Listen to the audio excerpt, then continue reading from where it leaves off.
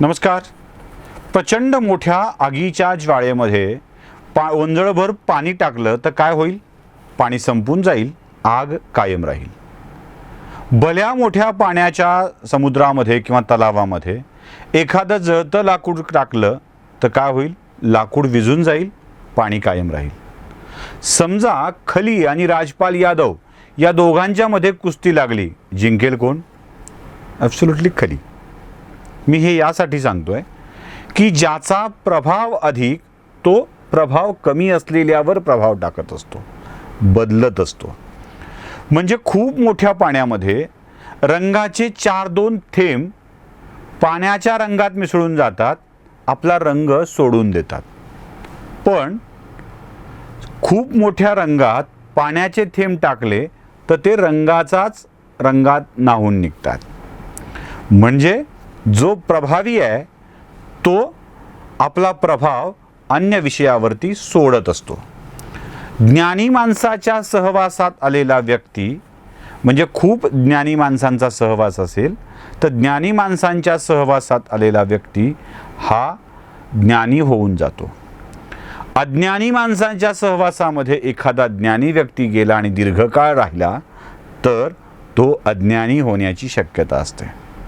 म्हणजे प्रभाव ज्याचा अधिक तो दुसऱ्यावर प्रभाव टाकत असतो, हे सूर्यप्रकाशा इतकं स्पष्ट आहे. आता आपण त्या विषयावर बोलणार आहोत जिथे प्रभाव कोणाचा त्याबाबत जरा स्पष्टीकरण झालं पाहिजे. जन्मता विटाळ मरताची विटाळ, मध्यंतरी सोवळे कैसे बाप्पा, असं जगद्गुरु तुकोबाराय यांनी सांगून ठेवलं. जन्मल्यानंतर विटाळ असतो, वृद्धी असते, आणि मेल्यावर देखील विटाळ असतो. या दोन विटाळाच्या मध्ये माणूस सोवळं कसं काय सांभाळतो, असा प्रश्न जगद्गुरु तुकोबाराय विचारतात. किती समर्पक प्रश्न आहे ना हा. हे सोवळं खरंच काय आहे? एखाद्याच्या स्पर्शानं एखादा माणूस विटाळू शकतो का? स्पर्श झाला नाही म्हणून एखादा माणूस चांगला राहू शकतो का? डॉक्टर बाबासाहेब आंबेडकरांनी एक खूप छान वाक्य, एक प्रश्न या समाजाला विचारलाय आणि त्या प्रश्नाचं उत्तर समाजाला द्यायलाच हवं. प्रश्न असा आहे, माणसांच्या स्पर्शाने विटाळलेली माणसे जनावरांच्या मुताने पवित्र कशी होतात?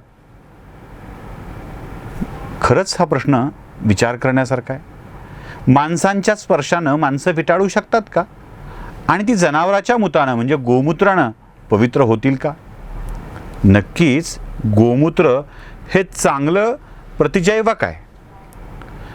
ते स्वच्छता करू शकतं, शुद्धता करू शकतं, बॅक्टेरियाचा नायनाट करू शकतं, सूर्याच्या अतिनील किरणांपासून होणाऱ्या त्रासापासून ते वाचवू शकतं. म्हणजे मला यातलं फारसं वैज्ञानिक ज्ञान नाही आहे. हे जरी खरं असलं तरीही गोमूत्र माणसांना पवित्र करू शकेल हे विधानच मुळात तर्कसंगत वाटत नाही. अर्थात गोमूत्राची उपयोगिता आपण कायम ठेवलेली आहे. आता सोवळं काय आहे? आपण सगळ्यांनी असं गृहीत धरलंय की सोवळं म्हणजे समाजापासूनची अलिप्तता. मी दुसऱ्यापासून लांब राहिलो, अस्पृश्य राहिलो, कुणी मला स्पर्श केला नाही तर मी सोवळ्यात आहे. मी विशिष्ट रेशमी वस्त्रात वावरलो म्हणजे मी सोवळ्यात आहे. मी स्नान केलं, रेशमी वस्त्र घातली की मी सोवळ्यात गेलो, असा समज जर आपल्या कुणाचा असेल तर तो मिथ्या आहे. सोवळं म्हणजे काय? तर स्वच्छता म्हणजे सोवळं आहे. सोवळ्याचा अर्थ स्पष्ट आहे. म्हणजे अगदी कोणत्याही पुराणात, कोणत्याही धर्मग्रंथात सोवळ्याचा अर्थ स्पष्टपणे सांगितलेला आहे.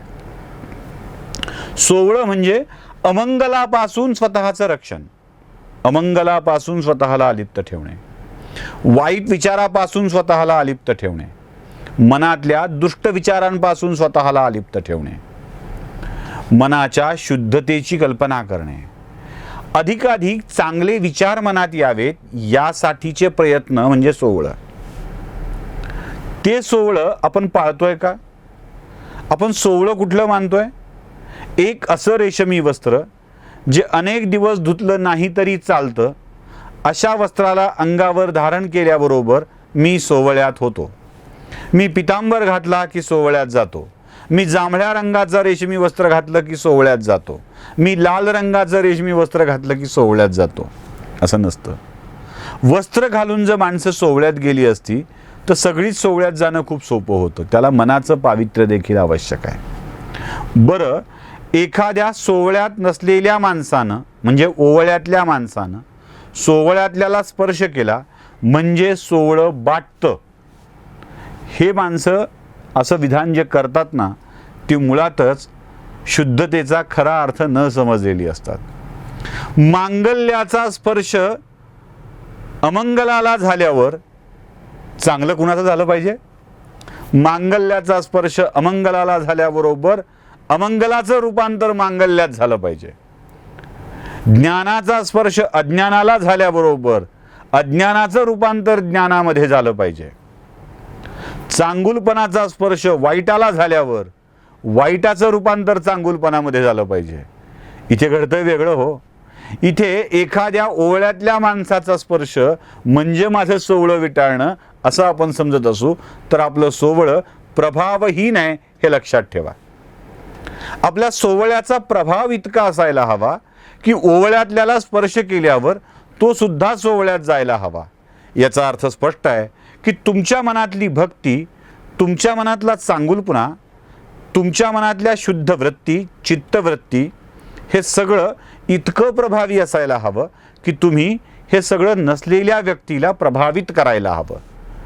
पण जर तुम्ही अशा नसलेल्या व्यक्तीकडून प्रभावित होऊन ओवळ्यात जाणार असाल तर तुमची सोवळं, तुमची तपश्चर्या, तुमची प्रतिभा, तुमचं ज्ञान काहीही कामाचं नाही. कारण सुरुवातीला सांगितल्याप्रमाणे बदल कोणात होतोय हे महत्त्वाचं आहे. बदल तुमच्यात होणार असेल तर ओवळं स्वप्रभावी आहे आणि तुम्ही अप्रभावी आहात, आणि बदल त्याच्यात होणार असेल तर सोवळं प्रभावी आहे, ते अप्रभावी आहे.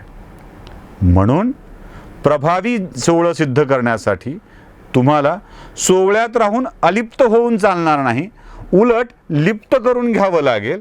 त्यांना आपल्यात घ्यावं लागेल. त्याला तुम्हाला तुमच्यासारखं करावं लागेल. जी तुमची चित्तवृत्ती शुद्ध आहे, तुमच्यात प्रामाणिकपणा आहे, तुमच्यात चांगुलपणा आहे, तो चांगुलपणा त्या ओवळ्यातल्या घटकाकडे पण द्यावा लागेल. आणि असं केलं तरच ते सोवळं खऱ्या अर्थानं ठरेल.